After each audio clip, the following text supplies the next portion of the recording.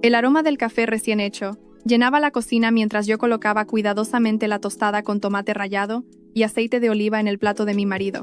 La luz de la mañana entraba por la ventana de nuestro apartamento en el barrio de Gracia, iluminando la mesa donde Sebastián solía revisar sus planos antes de ir a la oficina. Todo estaba perfecto, como siempre. Yo me levantaba una hora antes que él para preparar el desayuno, ese ritual que habíamos mantenido durante los 11 años de matrimonio. Sebastián bajó las escaleras ajustándose la corbata, esa corbata azul marino que yo le había regalado por su último cumpleaños. Me sonrió, pero noté algo diferente en sus ojos. Llevaba semanas un poco distante, atribuyéndolo al estrés del nuevo proyecto en Málaga.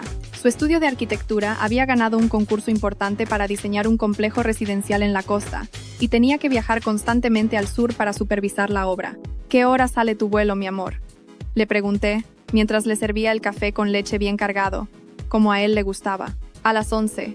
El taxi llegará en media hora. Tomó un sorbo y evitó mi mirada. Esta semana será complicada, Adriana. Tenemos problemas con los contratistas, y necesito estar allí en persona.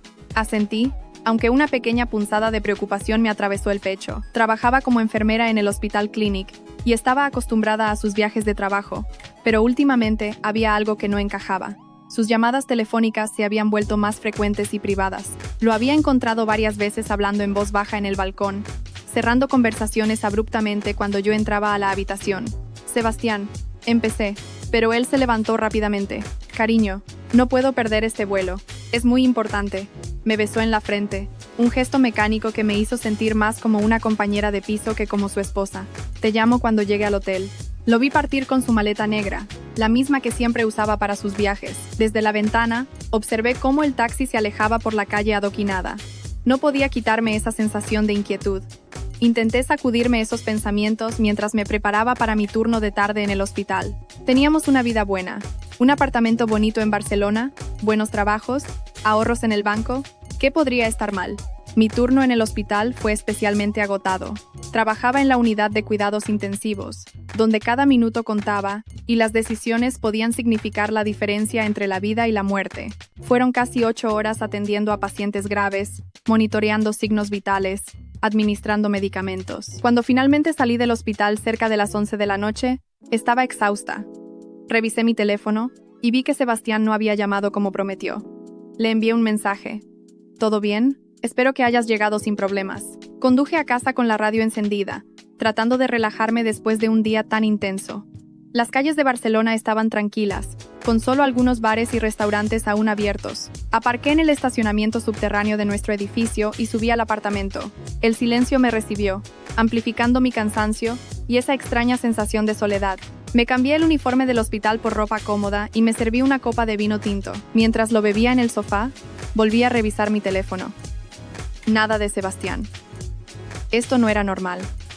Él siempre me avisaba cuando llegaba a su destino. Intenté llamarlo, pero su teléfono estaba apagado o fuera de cobertura. Probablemente está en una cena con los clientes, me dije a mí misma, tratando de calmar esa ansiedad que empezaba a crecer en mi pecho. Me recosté en el sofá, exhausta, y sin darme cuenta me quedé dormida con el televisor encendido. El estridente sonido del teléfono me despertó de golpe. Medio dormida, busqué mi móvil en la oscuridad. La pantalla mostraba las 3:15 de la madrugada. Un número desconocido parpadeaba. Mi corazón comenzó a latir más rápido. Las llamadas a esta hora nunca traían buenas noticias. ¿Sí?, contesté con voz temblorosa. ¿Señora Adriana Soler? La voz al otro lado sonaba seria, profesional. Soy el sargento Martínez de la Guardia Civil de Málaga. El mundo se detuvo. Sentí como la sangre se me helaba en las venas. Su esposo, Sebastián Ruiz, ha sufrido un accidente de tráfico grave en la autopista A7, cerca de Marbella. El vehículo salió de la carretera y cayó por un barranco. Me temo que... Lo siento mucho, señora. No sobrevivió al impacto. Las palabras penetraron mi mente como cuchillos. No. No puede ser. Tiene que haber un error. Mi voz apenas era un susurro. Lo identificamos por su documentación. El cuerpo está siendo trasladado al Instituto de Medicina Legal en Málaga. Necesitamos que venga para el reconocimiento formal. Colgué el teléfono y me quedé paralizada en la oscuridad del salón. Esto no podía estar pasando. Esta mañana estaba preparándole el desayuno. Y ahora, la realidad golpeó como un maremoto. Sebastián estaba muerto. Las lágrimas comenzaron a caer sin control. Me abracé las rodillas. sintiendo cómo mi mundo se desmoronaba. 11 años juntos. Habíamos hablado de tener hijos el próximo año. Habíamos planeado renovar el apartamento. Teníamos toda una vida por delante. Con manos temblorosas, llamé a mi mejor amiga, Laura. Ella contestó al tercer tono, su voz adormilada transformándose en alarma cuando escuchó mis sollozos. Adriana, ¿qué pasó? ¿Estás bien? Sebastián. Tuvo un accidente. Está muerto, Laura. Mi marido está muerto. Laura llegó a mi apartamento en menos de 20 minutos, aún en pijama. Me abrazó mientras yo lloraba desconsoladamente. No podía procesar lo que estaba pasando. Era como una pesadilla de la que no podía despertar. Tienes que ir a Málaga, me dijo Laura suavemente. Yo te acompaño, asentí, incapaz de articular palabra. Empaqué rápidamente algunas cosas en una maleta pequeña, movimientos automáticos mientras mi mente estaba en otro lugar. Laura condujo mientras yo miraba por la ventana del coche sin ver nada realmente. Tomamos la autopista hacia el sur, el mismo camino que Sebastián había tomado ayer, el mismo camino donde había muerto. Estábamos a mitad de camino, cerca de Tarragona, cuando mi teléfono sonó nuevamente. El nombre de nuestro banco apareció en la pantalla. Fruncí el ceño. ¿Por qué me llamaría el banco a las 6 de la mañana? ¿Señora Soler? La voz de una mujer sonaba urgente. Soy Carmen Vega del Departamento de Seguridad de Banco Sabadell. Tenemos una situación que requiere su atención inmediata. ¿Qué situación?, pregunté, confundida. Hemos detectado actividad inusual en su cuenta conjunta con el señor Sebastián Ruiz. Alguien acaba de transferir 250.000 euros a una cuenta en el extranjero. La transferencia se realizó hace aproximadamente una hora. Por protocolo de seguridad, necesitamos confirmar si autorizó esta transacción. Me quedé sin aire. ¿Qué? No. Yo no autoricé nada. ¿Y mi marido? Mi marido acaba de fallecer en un accidente. Hubo una pausa al otro lado de la línea. ¿Su marido falleció? ¿Cuándo? Anoche. La Guardia Civil me llamó hace unas horas. Otro silencio. Este más largo. Señora Soler. La transferencia se realizó a las 5:30 de esta madrugada, desde una sucursal en Marbella, con la firma digital del señor Ruiz. El coche dio un bandazo cuando Laura me miró alarmada. ¿Qué está pasando?, me preguntó. Mi mente trabajaba a toda velocidad, tratando de entender lo que acababa de escuchar. Sebastián murió anoche en el accidente, pero alguien había transferido nuestro dinero esta madrugada. Eso era imposible. A menos que... Tiene que haber un error, dije, mi voz temblando. ¿Está segura de la hora? Completamente segura, señora. Tenemos el registro exacto. Las 5:32 de la madrugada, hora peninsular. Y hay más. Su marido también cambió el beneficiario de la póliza de seguro de vida ayer por la tarde. Ya no es usted. ¿Qué? El mundo empezó a girar. ¿Quién es el beneficiario ahora? Una tal Mónica Santana. ¿Conoce usted a esta persona? Mónica. Ese nombre me golpeó como un puñetazo. Mónica Santana era la exnovia de Sebastián, la mujer con quien había estado 5 años antes de conocerme. Él me había dicho que habían terminado su relación amistosamente y que ya no tenían contacto. Pero hacía 6 meses, Sebastián había mencionado de pasada que Mónica se había convertido en su socia de negocios, que ella tenía experiencia en inversiones inmobiliarias y le estaba ayudando con el proyecto de Málaga. Laura, para el coche, dije con voz firme. ¿Qué? ¿Por qué? Para. Ahora, Laura tomó la siguiente salida y se detuvo en el arcén. Me miró con preocupación mientras yo intentaba procesar lo que estaba sucediendo. Los fragmentos de información comenzaban a encajar como un rompecabezas macabro. Sebastián distante las últimas semanas, las llamadas privadas, los viajes frecuentes a Málaga, Mónica como socia de negocios, el accidente en la carretera, la transferencia bancaria horas después de su muerte, el cambio de beneficiario en el seguro de vida. No está muerto, susurré. Laura, Sebastián no está muerto. Mi amiga me miró como si me hubiera vuelto loca. Adriana, la Guardia Civil te llamó. Identificaron el cuerpo. Con su documentación dijeron. Pero nadie ha visto el cuerpo realmente. ¿Y si alguien pudo transferir dinero usando su firma digital esta madrugada? La adrenalina comenzó a reemplazar el shock. Está vivo. Y ha planeado todo esto. Busqué en mi bolso la tarjeta del sargento Martínez que me había enviado por email. Lo llamé inmediatamente. Sargento Martínez, soy Adriana Soler. Necesito ver el cuerpo de mi marido. Ahora. Señora, entiendo que está en shock, pero el cuerpo está siendo preparado para la autopsia. ¿Puede verlo cuando llegue a Málaga? No, usted no entiende. Hay actividad en las cuentas bancarias de mi marido después del accidente. Necesito confirmar que el cuerpo es realmente él. Esta vez la pausa fue significativa. ¿Qué tipo de actividad? Le expliqué sobre la transferencia bancaria y el cambio en la póliza de seguro. Podía escuchar cómo el tono del sargento cambiaba de compasivo a profesional e interesado. Quédese donde está, señora Soler. Voy a verificar algo y la llamo de vuelta.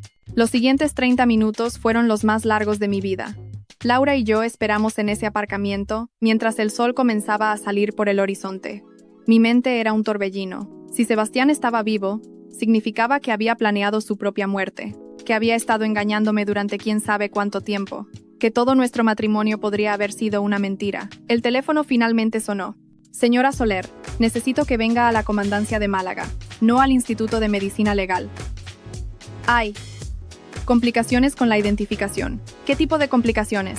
Es mejor que lo discutamos en persona. ¿Cuánto tardará en llegar? 2 horas, más o menos. La espero. Y señora Soler, no hable de esto con nadie más por ahora. El viaje a Málaga fue tenso y silencioso.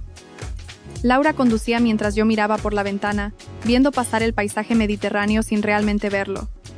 ¿Cómo había llegado a esto? ¿Cuándo había empezado el engaño? ¿Había sido todo una farsa desde el principio? Recordé momentos de los últimos meses. Sebastián trabajando hasta tarde en su portátil, cerrándolo rápidamente cuando yo entraba a la habitación. Viajes de trabajo que se alargaban más de lo previsto. Una vez encontré un recibo de un restaurante caro en Marbella, para 2 personas, en una fecha en que él supuestamente había estado en reuniones de trabajo todo el día. Cuando le pregunté, se rió y dijo que había llevado a un cliente importante a cenar. Yo le creí. Siempre le creía. Qué ingenua había sido. Llegamos a la comandancia de la Guardia Civil cerca del mediodía. El sargento Martínez nos recibió en su oficina.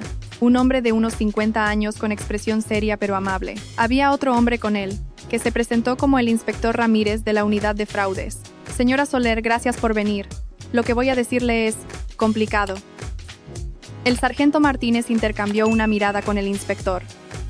El cuerpo que recuperamos del accidente no es su marido. Aunque sospechaba algo así, escucharlo en voz alta me dejó sin aliento. ¿Qué? El ADN preliminar no coincide con el de su marido en la base de datos del registro. La edad también es incorrecta. El hombre del accidente tenía aproximadamente 60 años, no 38. Pero la identificación, la documentación en la cartera era de su marido, sí. Pero el cuerpo no lo es. El inspector Ramírez se inclinó hacia adelante. Señora Soler, creemos que su marido ha orquestado su propia muerte.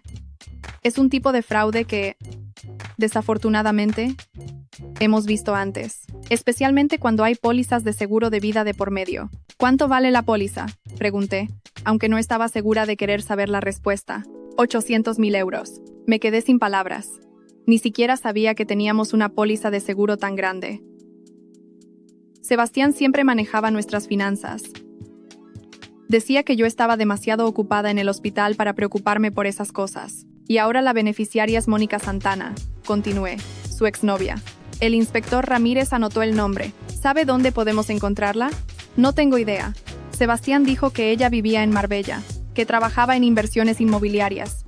Supuestamente eran socios en el proyecto de Málaga. ¿Tiene alguna foto de ellos juntos? ¿Algo que pueda ayudarnos? Saqué mi teléfono y busqué en las redes sociales de Sebastián. Rara vez publicaba fotos, pero encontré una de hace 3 meses en una inauguración de obra. Allí estaba él, con una mujer rubia y elegante a su lado. La descripción decía, celebrando el inicio del proyecto Costa del Sol con mi socia Mónica. Le mostré la foto al inspector, quien la examinó cuidadosamente antes de pasársela al sargento. La conozco, dijo el sargento Martínez de repente. Mónica Santana. Tiene un chalet en Marbella, en la zona de Puerto Banús. Trabaja como agente inmobiliaria de lujo. Mi teléfono vibró. Era otro mensaje del banco.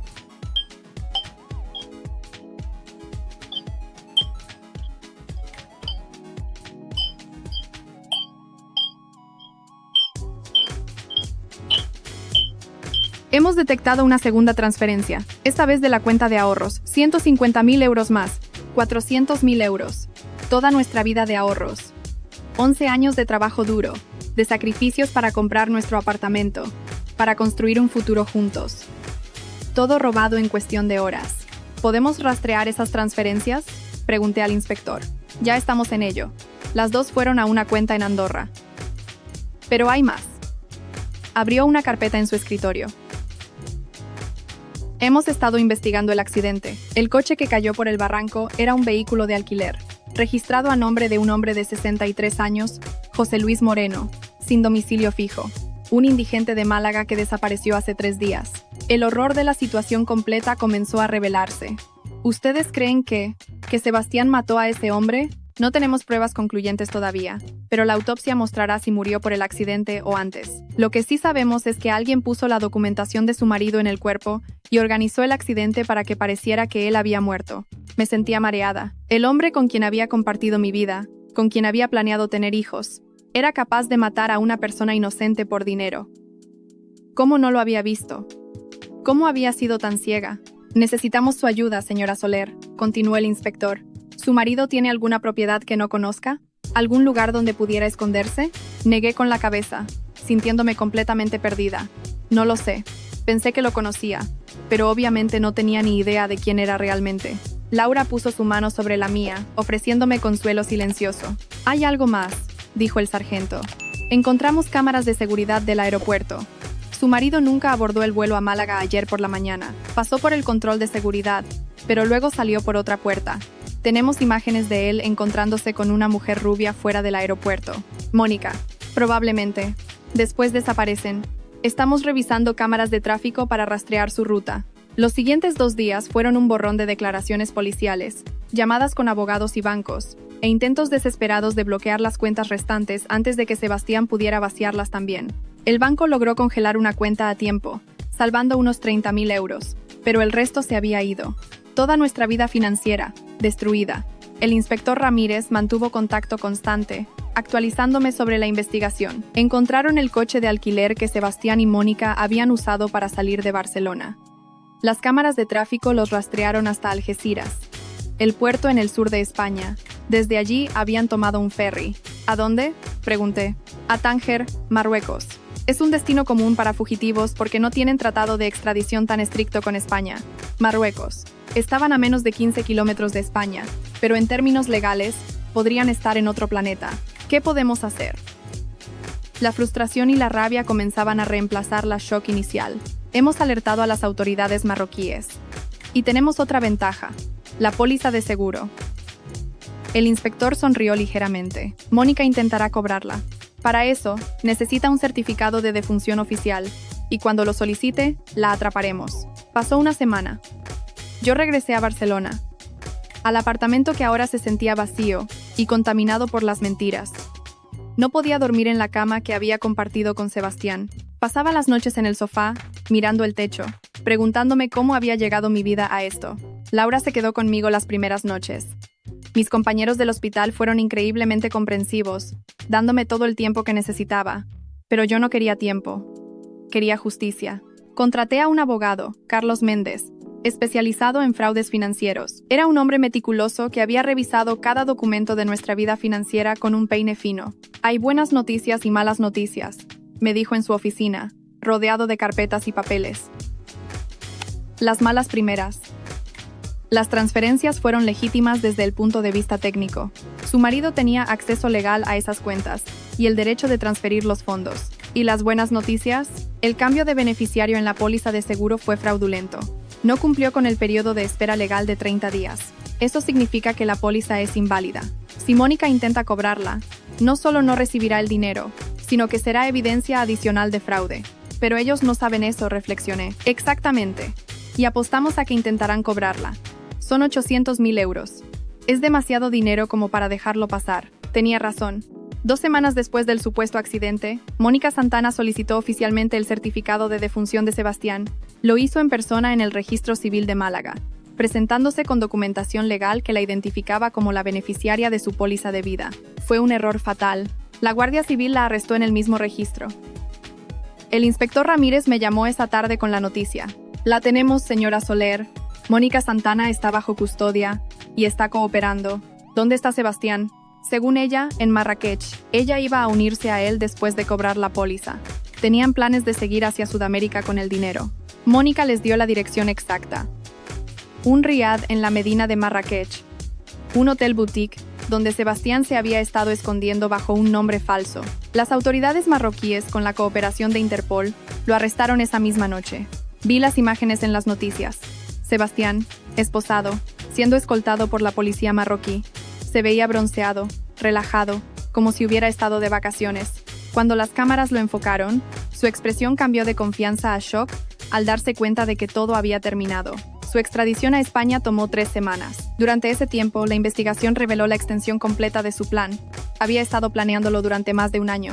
Había comenzado su relación con Mónica nuevamente hace 2 años, justo después de que yo mencionara que quería tener un bebé. El proyecto de Málaga era real, pero también era su coartada perfecta para verse con Mónica regularmente. Habían comprado propiedades en Marruecos bajo nombres falsos. Tenían una cuenta offshore en las Islas Caimán donde habían estado desviando dinero durante meses. El indigente, José Luis Moreno, había sido encontrado por Mónica en las calles de Málaga.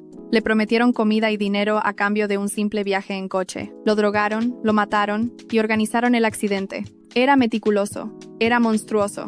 El juicio tuvo lugar 6 meses después. Yo estaba allí cada día, sentada en la sala del tribunal, mirando al hombre que había jurado amarme hasta que la muerte nos separara, excepto que él había planeado que esa muerte fuera la mía, financieramente hablando. Sebastián nunca me miró durante el juicio. Mantenía los ojos hacia adelante, su cara una máscara inexpresiva. Mónica, por otro lado, lloró durante su testimonio, insistiendo en que él la había manipulado, que ella no sabía sobre el asesinato hasta que ya era demasiado tarde. El juez no se lo creyó. La sentencia fue clara. Sebastián, 25 años de prisión por asesinato premeditado, fraude y falsificación de documentos. Mónica, 15 años como cómplice. Cuando el juez leyó el veredicto, sentí como si un peso enorme se levantara de mis hombros. No era el final que había imaginado para nuestro matrimonio, pero era el final que merecía. La compensación económica también llegó.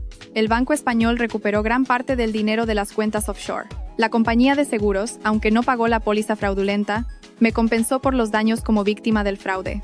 Con la ayuda de mi abogado, recuperé nuestro apartamento y la mayoría de nuestros ahorros. Pero el dinero nunca fue realmente el punto. Era la traición. 11 años de mi vida entregados a alguien que resultó ser un extraño. Alguien capaz de matar a un hombre inocente por dinero. Alguien que me había mirado a los ojos cada mañana, mientras planeaba destruir mi vida. Pasó un año antes de que pudiera empezar a reconstruir. La terapia ayudó. Laura fue mi roca durante todo el proceso. Mis compañeros del hospital se convirtieron en mi familia. Una tarde, mientras tomaba café en mi balcón favorito en Gracia, mirando la puesta de sol sobre la ciudad, me di cuenta de que ya no pensaba en Sebastián todos los días. El dolor se había transformado en algo diferente. No era olvido, pero tampoco era la agonía punzante de los primeros meses. Era aceptación. Mi teléfono sonó. Era Carlos, mi abogado. Adriana, tengo noticias. Sebastián quiere el divorcio. Está dispuesto a renunciar a todos sus derechos sobre las propiedades compartidas a cambio de que tú no apeles para una sentencia más larga. Me reí. Fue genuino. La primera risa real en meses. Dile que acepto. No quiero nada de él, excepto mi libertad. Ya eres libre, Adriana. Tenía razón. Era libre. Libre del engaño, de las mentiras, de vivir con alguien que nunca había sido quien yo creía que era. Vendí el apartamento. Demasiados recuerdos, demasiadas noches mirando las paredes preguntándome qué había sido real y qué había sido actuación. Con el dinero, compré un piso más pequeño pero luminoso cerca de la playa en Barceloneta. Desde mi nueva terraza podía ver el Mediterráneo, el mismo mar que Sebastián había cruzado para escapar.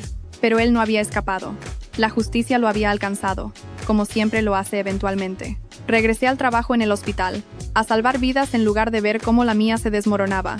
Cada paciente que se recuperaba, cada familia que recibía buenas noticias, me recordaba que la vida seguía, que había bondad en el mundo, incluso después de tanta maldad. Un sábado por la tarde, 2 años después de todo, estaba en el mercado de la Boqueria comprando verduras frescas cuando alguien me llamó por mi nombre. Me volví y vi a un hombre con una sonrisa amable, ojos cálidos, sosteniendo una bolsa de tomates. ¿Adriana? ¿Adriana Soler? Soy Miguel, ¿te acuerdas de mí? Trabajamos juntos en el Clinic hace unos años. Lo recordaba vagamente. Era pediatra, siempre amable con los niños. Siempre tenía una palabra gentil para el personal de enfermería. Miguel, claro. ¿Cómo estás? Hablamos durante unos minutos, poniéndonos al día. Él había abierto su propia clínica pediátrica en Gracia. Estaba soltero, dedicado a su trabajo, igual que yo. Cuando me invitó a tomar un café, dudé por un segundo. Las cicatrices de Sebastián todavía estaban allí, invisibles pero presentes. Pero luego pensé en todo lo que había sobrevivido, en cómo había encontrado la fuerza para enfrentar la peor traición imaginable y seguir adelante, en cómo cada día me había levantado y había elegido vivir. A pesar del dolor, me encantaría, dije finalmente, porque eso es lo que hacemos. Nos levantamos, seguimos adelante, y algún día, cuando estemos listos, nos permitimos confiar nuevamente. La vida después de Sebastián no era la vida que había planeado. Era mejor.